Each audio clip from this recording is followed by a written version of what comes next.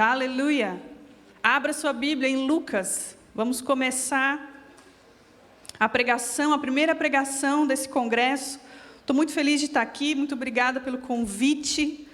É um privilégio mesmo pregar a palavra de Deus, estarmos juntos com esse propósito de reverenciarmos a palavra de Deus, reverenciarmos o Senhor da palavra, reverenciarmos o nosso Deus, o nosso Senhor, o nosso Salvador. Amém? Estamos aqui por causa dele. Aleluia. Nós estamos num congresso onde o nome é Reencontro, certo? E a gente precisa entender que reencontro é esse, que encontro é esse, a quem viemos encontrar. E eu quero que você abra comigo lá em Lucas, nós vamos ler alguns versículos, no capítulo 24 do Evangelho de Lucas. Eu não estou vendo ninguém, mas eu estou crendo que está todo mundo aí, né? Glória a Deus. Aleluia. Aleluia. Capítulo 24 de Lucas.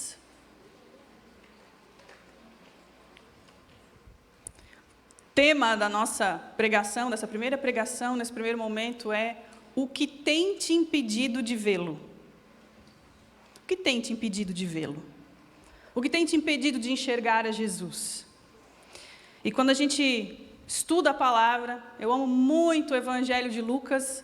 Lucas é um evangelho que nos traz muitos detalhes humanos. Lucas nos situa muito bem com o que está acontecendo com o aspecto humano de quem está envolvido no enredo que ele está contando. E a gente vê Lucas falando no capítulo 23 inteiro a respeito do julgamento de Jesus, como ele vai diante de Pilatos, como ele vai diante de Herodes, como ele volta para Pilatos, como ele é condenado pelo Império Romano, a mando do Sinédrio judeu, como ele então é crucificado. Então nós vemos toda essa parte que às vezes, nos é tão difícil de ver, como é difícil assistir aquele filme do Mel Gibson, como ele é gráfico e como ele é curto em nos mostrar, porque ele só consegue nos mostrar a parte física. E a gente precisa entender que Jesus sofreu também a nossa morte e o nosso sofrimento também na parte da alma, mas principalmente no espírito. E nós vemos tudo isso descrito ali em Lucas 23. Depois nós vemos ele crucificado e nós vemos a conversa que ele tem com 2 ladrões. Depois nós vemos então finalmente ele entregando seu espírito e morrendo. E nós vemos no final do capítulo quando ele é sepultado. O Senhor de toda a glória, o Deus de todo o universo, o príncipe da paz, o Filho unigênito de Deus é sepultado em Lucas 23, no finalzinho do capítulo. Mas existe o capítulo 24. E no capítulo 24, Jesus então ressuscita. Jesus ressuscitou. O teu Senhor é um Senhor vivo, é um Senhor ressuscitado. O poder de Deus o ressuscitou dos mortos. Amém? E Lucas 24 fala sobre isso. E aí nós temos uma história narrada por Lucas, a partir do versículo 13. E eu quero que você leia comigo esse pedacinho que diz assim: naquele mesmo dia. Lucas está falando de um dia no capítulo 24. O dia que Jesus ressuscitou. Ele ressuscitou. E Lucas está falando desse dia. E ele vai nos contar algo dizendo: naquele mesmo dia, 2 deles estavam indo para o povoado chamado Emaús, a 11 quilômetros de Jerusalém. No caminho conversavam a respeito de tudo o que havia acontecido. Julgamento, crucificação, morte, sepultamento. E enquanto conversavam e discutiam, o próprio Jesus se aproximou e começou a caminhar com eles. Mas os olhos deles estavam impedidos de reconhecê-lo.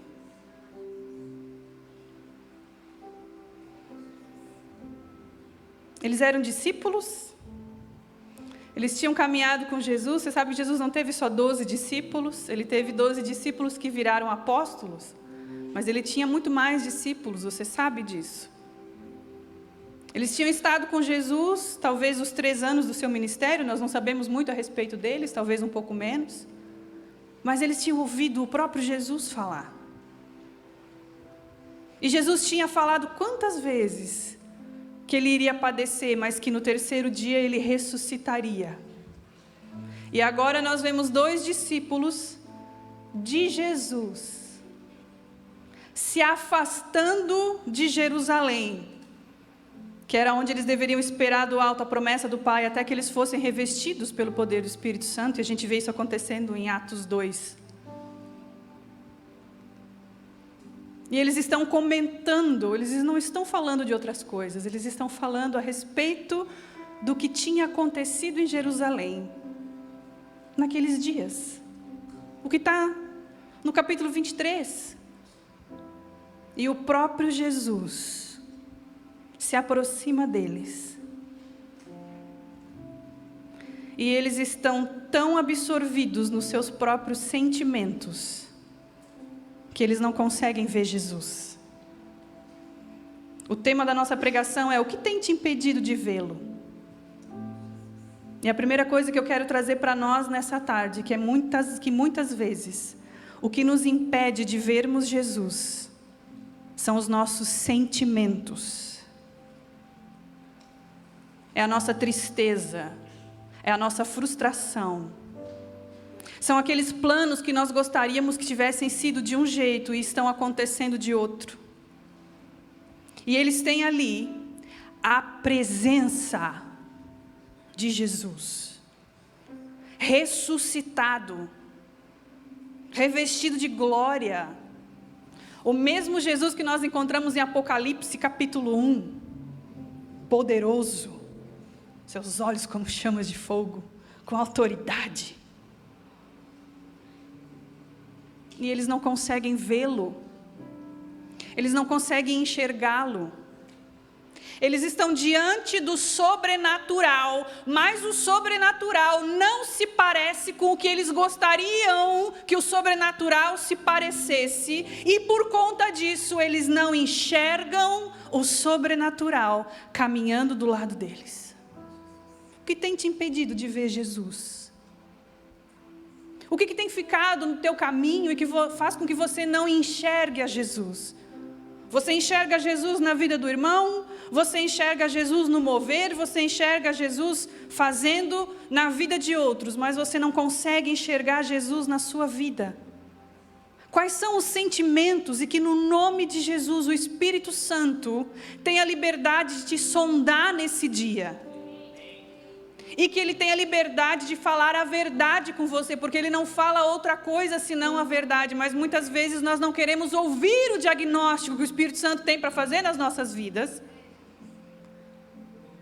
e nós ficamos habitando dos nossos sentimentos, nas nossas frustrações.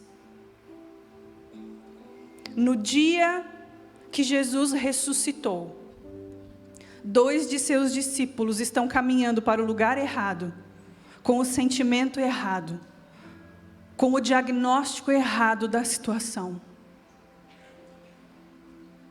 Nós continuamos a leitura. Com seus olhos eles foram impedidos de reconhecê-lo. O 17 diz: e ele lhes perguntou. Quantas perguntas Jesus faz a nós e nós ignoramos? Ele lhes perguntou sobre o que vocês estão discutindo enquanto vocês caminham. Eu estou lendo na NVI. Sobre o que vocês estão discutindo enquanto vocês estão caminhando? Que pergunta! Que pergunta maravilhosa que Jesus faz. Ei, me expliquem isso que vocês estão falando. Me expliquem esse assunto que hoje a gente vê que está registrado em Lucas 23. Jesus começa como um psicólogo, né? Começa a conversar com eles e dizer, vamos analisar essa situação, coloque para fora, o que vocês estão vendo? Qual é a visão de vocês a respeito das coisas que estão acontecendo? E eles pararam com os rostos entristecidos, absorvidos na sua tristeza, na sua frustração, nos seus sentimentos, com as suas emoções no pico, com as suas emoções à flor da pele. Um deles, chamado Cleopas, pergunta-lhe, você é o único visitante em Jerusalém que não sabe das coisas que ali aconteceram nesses dias? Gente, se fosse nos dias de hoje, talvez um deles virasse para Jesus e falasse, eu estava chorando até agora, eu parei de chorar agora. Estava chorando até agora. Eles têm coragem de perguntar para Jesus se ele é o único visitante daquela cidade que não foi impactado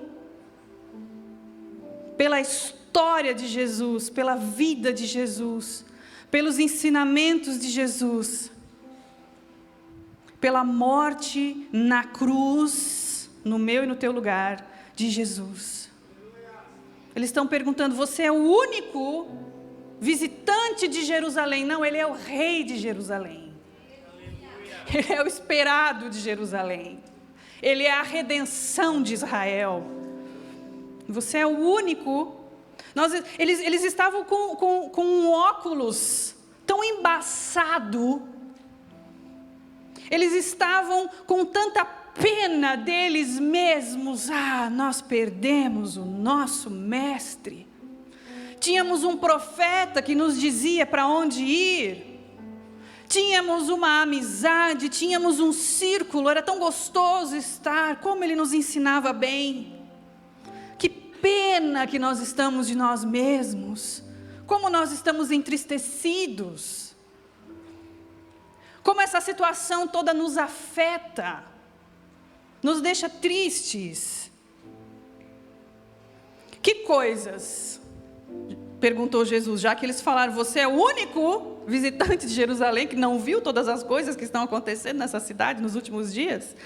E Jesus diz para eles, que coisas? Irmão, você sabe que Jesus sabia que coisas eram, não é? Ele tinha passado pelas coisas. Foi ele que suportou os cravos na cruz. Foi ele que foi mudo, foi por suas pisaduras que nós somos sarados. Ele sabia do que eles estavam falando, mas ele precisava que eles botassem para fora. Ele precisava que eles externassem o que eles estavam entendendo da situação, para que ele pudesse trazer cura para esses dois discípulos. É isso que ele quer fazer nas nossas vidas. Que coisas? Perguntou ele. E eles disseram o que aconteceu com Jesus de Nazaré. Eles começam a falar de um Jesus distante. É o mestre deles, é o Senhor deles, é o Salvador deles. É Jesus de Nazaré. Responderam eles. Ele era um profeta, poderoso em palavras e em obras diante de Deus e de todo o povo. O chefe dos sacerdotes e as nossas autoridades o entregaram para ser condenado à morte e o crucificaram. E nós esperávamos que seria ele que iria trazer a redenção de Israel. A própria redenção de Israel andando do lado deles. E eles falando das expectativas que eles um dia tiveram em Deus, que um dia eles tiveram em Jesus, mas que agora, naquele momento, eles não tinham mais. Eles pararam no final do capítulo de Lucas 23. Eles pararam na crucificação.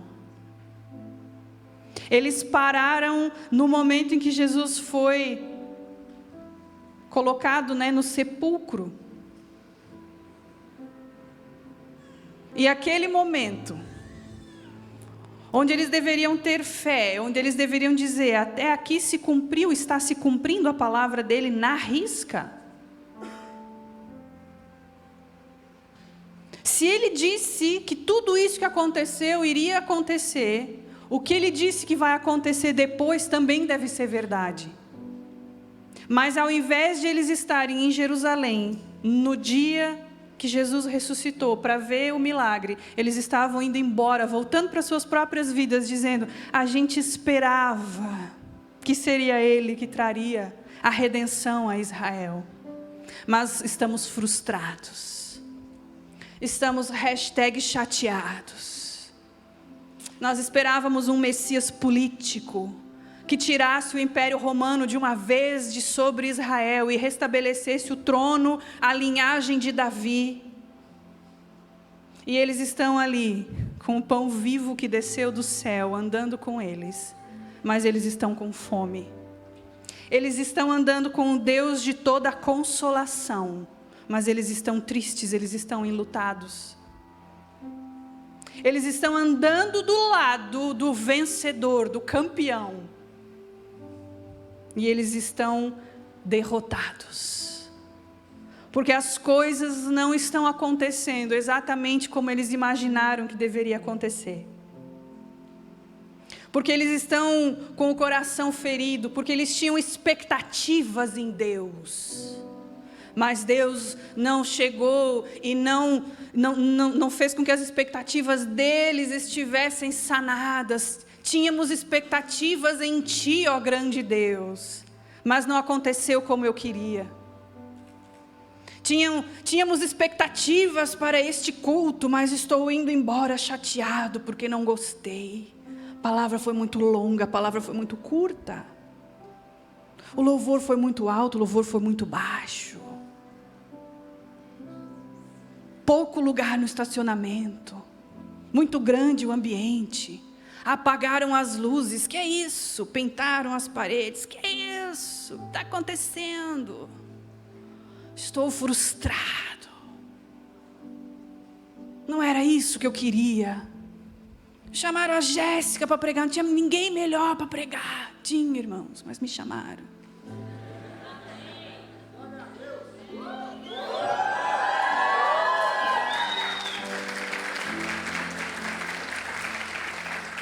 Chateados com a situação, absorvidos com a própria dor deles, pensando: puxa vida, e dizer que colocamos a nossa confiança nesse Jesus, e dizer que largamos nossa vida e o que estava nos proposto, e estamos aqui, e seguimos a esse Jesus, e as nossas expectativas eram tão altas em relação a Ele. E agora estamos voltando frustrados para a nossa vidinha. Olha, tivemos dias muito interessantes com Ele. Vivemos dias muito aconchegantes na Sua presença. Vimos a Ele fazer muitas coisas, vimos os sinais, vimos os prodígios, vimos pessoas sendo curadas, vimos o Espírito Santo se movendo através dele, expulsamos até alguns demônios, fomos enviados de 2 em 2 às cidades e vimos muitas coisas acontecerem. Mas hoje, no dia de hoje, não aconteceu o que nós gostaríamos que tivesse acontecido. Então nós estamos aqui te contando a respeito, entristecidos como estamos te falando desse Jesus de Nazaré. Ele era profeta, poderoso em palavras e em obras diante de Deus e de todo o povo. Mas os chefes dos sacerdotes e as nossas autoridades o entregaram para ser condenado à morte e o crucificaram. E nós esperávamos que seria Ele que iria trazer a redenção a Israel. E hoje é o 3º dia desde que tudo isso aconteceu. Irmãos, o Senhor ressuscitou no 3º dia. Eles deveriam estar dizendo: e hoje aconteceu o que estava predito que aconteceria. Mas eles não viram isso. E eles ainda têm coragem de continuar falando com esse Jesus, que eles não estão entendendo que é Jesus, e dizem assim: algumas das mulheres entre nós nos deram um susto hoje. Às vezes o nosso preconceito faz com que a gente não receba da parte de Deus, porque a gente acha que o vaso não é bom o suficiente para conter a grandeza que Ele está trazendo, e aí a gente perde também. Algumas das mulheres entre nós nos deram um susto hoje. Foram de manhã bem cedo ao sepulcro e não acharam o corpo dele. Não deveriam achar, não deveriam nem ter ido buscar esse corpo, ter procurado pelo corpo, porque ele estava dizendo que ele ia ressuscitar. Mas pelo menos foram. Voltaram e nos contaram ter tido uma visão de anjos que disseram que ele está vivo. O que mais precisa acontecer para que eu e você entendamos que o Senhor está falando conosco, que é Ele que está se movendo? As mulheres têm um encontro com anjos que dizem: por que vocês estão procurando no meio dos mortos aquele que está vivo? Ele não está aqui, ele ressuscitou. E essas mulheres saem e vão contar esse testemunho. E esses dois escutam esse testemunho. Mas eles estão muito chateados. Eles estão com expectativas muito frustradas. E os sentimentos deles não os deixam mais viver o sobrenatural. Tem muita gente buscando o extraordinário e perdendo o sobrenatural. Tem muita gente achando que para entrar no lugar secreto precisa vir luz, precisa vir anjo, precisa vir fumaça, precisa ter um som, precisa ter, o chão tem que tremer, porque senão o meu secreto com o Senhor não é sobrenatural. Deixa eu te falar, sobrenatural é sobrenatural, extraordinário é extraordinário. Se o Senhor quiser fazer o sobrenatural ser extraordinário, Ele é Deus.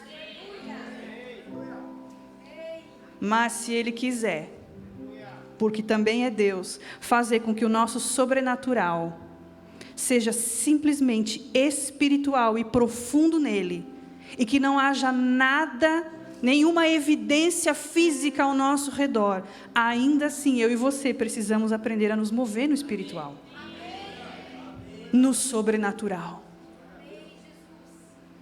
Sensibilidade espiritual.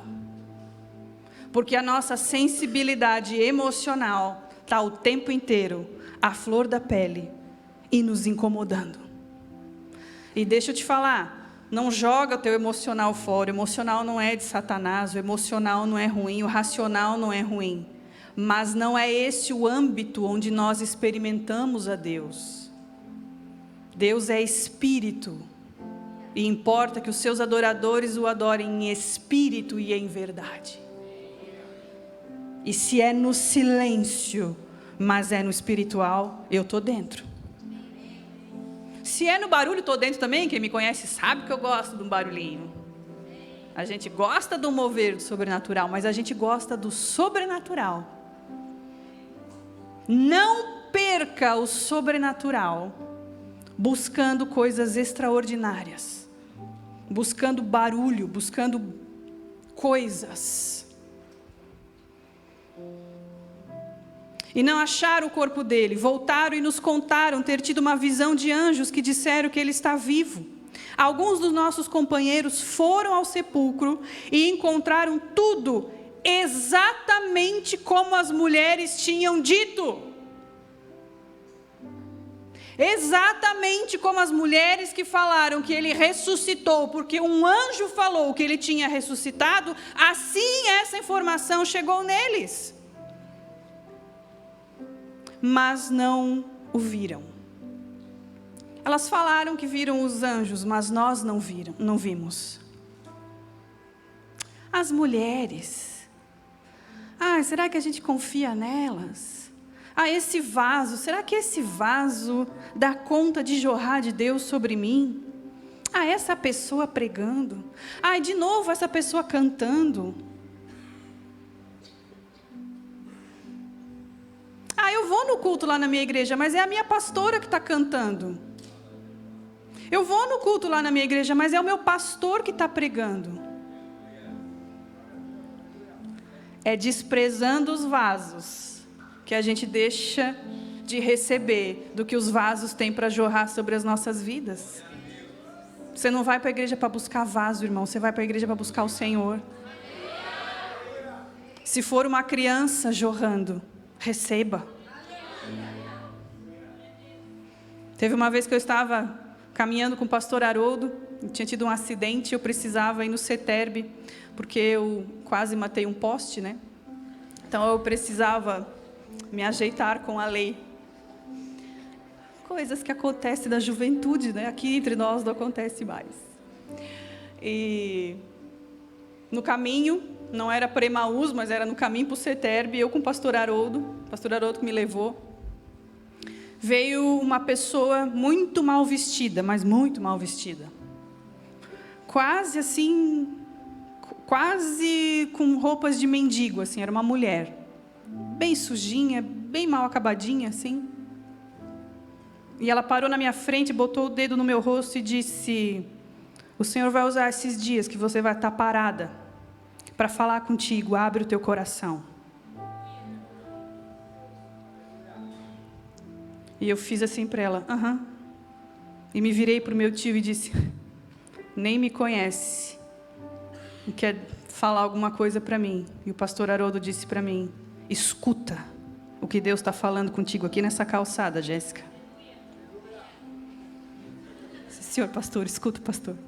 Lágrimas. Escuta o que o Senhor está falando contigo, Jéssica.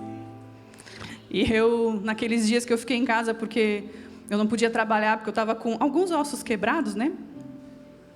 Toda uma dinâmica, né? Não bata um carro em postes, é bem complicado, bem dolorido. Né? A gente fica com sequelas de joelho, assim, até os 40. O Senhor falou muito comigo naqueles dias. Mas eu quase desprezei a mensagem, porque eu não achei a portadora muito bonitinha, muito arrumadinha. Quem ela pensa que ela é para parar para falar comigo no meio da rua, no meio da calçada? Então não perca o que o Senhor tem dito, feito, movido, porque você não concorda muito com a pessoa que é portadora da mensagem. Cuidado com isso. Cuidado com isso, porque aqui nós estamos vendo 2 discípulos de Jesus entristecidos porque Jesus não ressuscitou, falando com Jesus. Olha o absurdo, eles estão tristes porque Jesus morreu, e eles estão contando para Jesus ressuscitado que eles estão tristes porque ele morreu. Isso é um absurdo.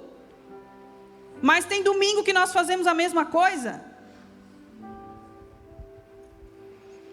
E não só isso, eles dizem ainda para Jesus: nós temos o testemunho de pessoas que nós conhecemos, que tiveram um encontro sobrenatural com anjos, e os anjos testificaram da palavra de Jesus, dizendo que ele ressuscitou, mas nós estamos tristes indo embora, porque ele não ressuscitou, nós não o vimos. Eles estão vendo Jesus ressuscitado, mas eles estão chateados porque eles não viram Jesus ressuscitado. Só Deus para amar a gente mesmo. Só Deus para olhar e falar: não, mas eu vou tentar só mais um pouquinho.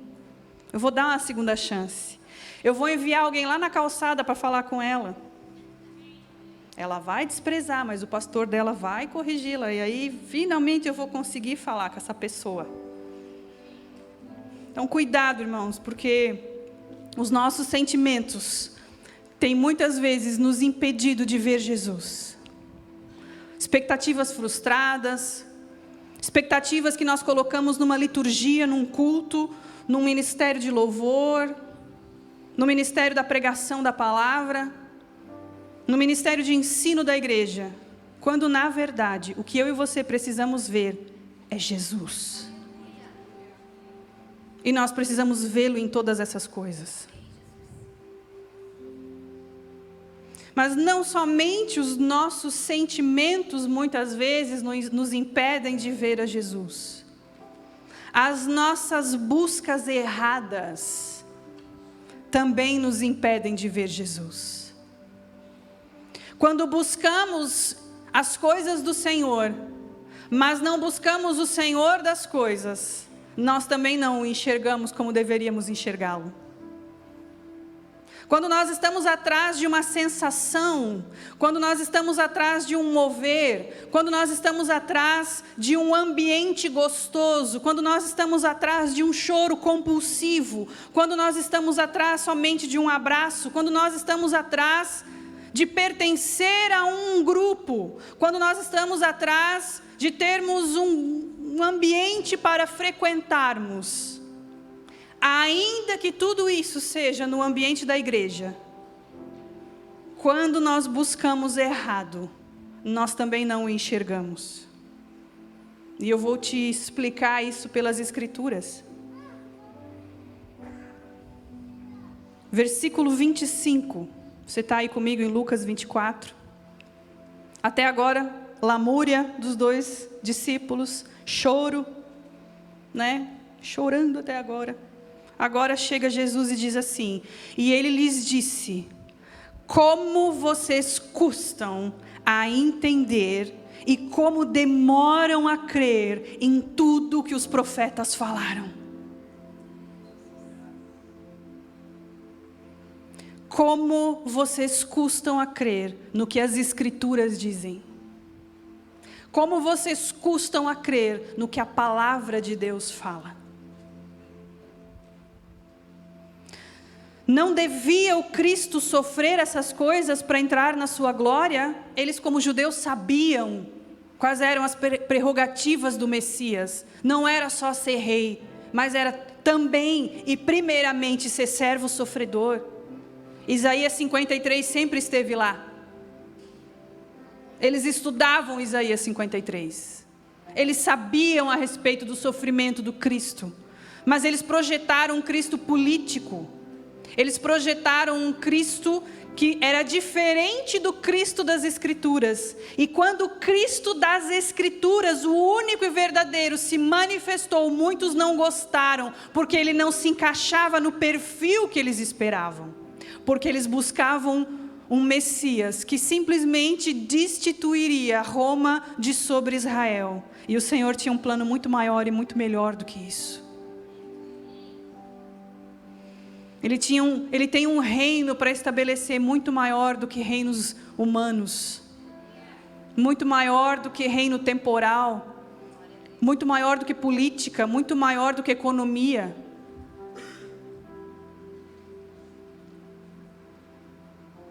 Mas quando nós buscamos errado, nós não encontramos o certo.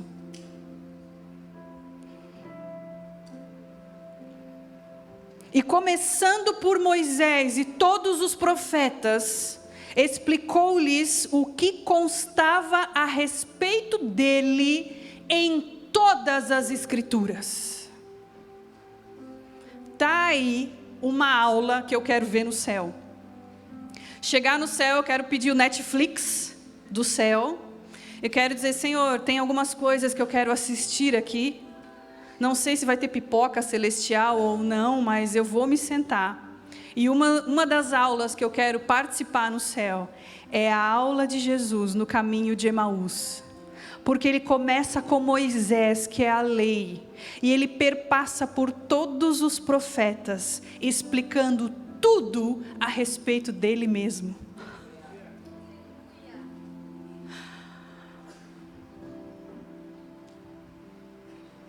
Sabe o que ele está fazendo aqui, meu irmão, minha irmã? Chove que está aqui nessa tarde. O chove que está aqui. Me escuta, chove. Jesus não flutuou.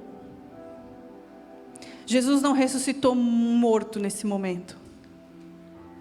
Jesus não transformou água em vinho. Jesus não operou um milagre no corpo deles. Jesus nem mesmo curou o sentimento deles naquele momento. Vem cá, eu vou tocar na tua mente, vai sair esse espírito de comiseração da tua vida agora, em meu nome. Ele podia ter feito isso, talvez eu fizesse, eu acho que eu ia fazer. Eu no lugar dele. Vem cá, vamos orar. Você sabe o que Jesus está fazendo ao começar na lei, porque o nome de Moisés está ali para a gente entender que ele começou na lei, no Pentateuco. E ele foi por todas as escrituras que eles tinham na época, porque nesse momento ainda não se tinha o Novo Testamento escrito. E em cada momento que ele foi revelado nas escrituras, ele falou para esses 2 discípulos. Você sabe o que Jesus está fazendo? Ele está se revelando pela palavra. Ele escolhe a sua palavra para se revelar a esses 2 discípulos, que estão deixando os seus sentimentos atrapalharem a sua visão, que estão deixando a sua busca errada atrapalhar a sua visão. E pelas escrituras ele se apresenta a esses discípulos.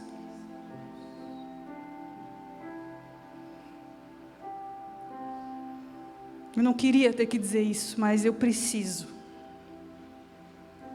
Não adianta você pular aqui, mas não ler as escrituras em casa. Não adianta você se jogar com tudo que você é nesse carpê. Não é um gramado, tá, gente? Ele é fake. Não adianta você ir para retiro e quase ter vontade de sair de dentro do teu próprio corpo para experimentar um pouco mais de Jesus, se quando você volta para sua casa, você não o encontra nas escrituras. Que o Senhor nos corrija nessa tarde,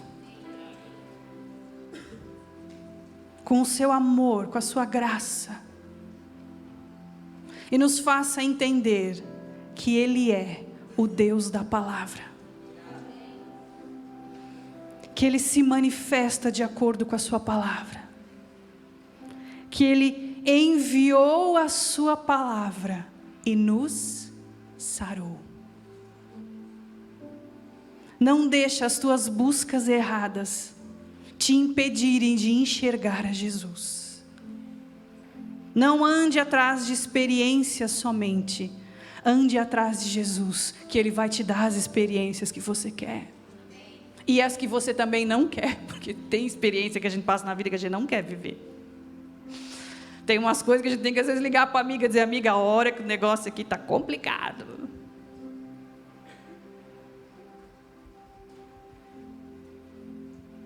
Busque o Senhor de todo o teu coração, porque Ele vai te dar um lugar para pertencer.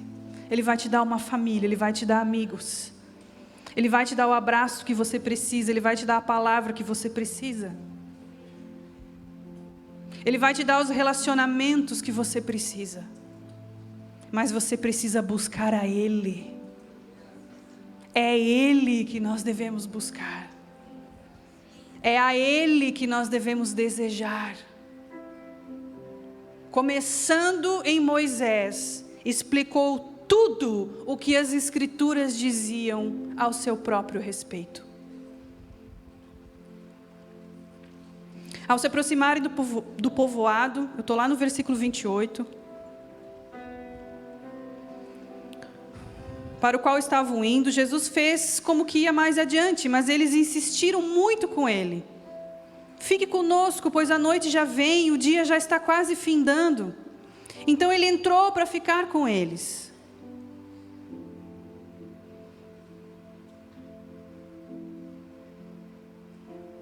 E agora acontece algo que eu e você precisamos desejar nas nossas vidas. Quando estava à mesa com eles, tomou o pão, deu graças, partiu-o e deu a eles.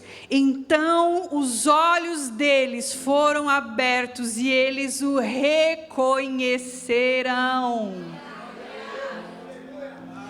Finalmente eles o reconheceram. E ele desapareceu da vista deles.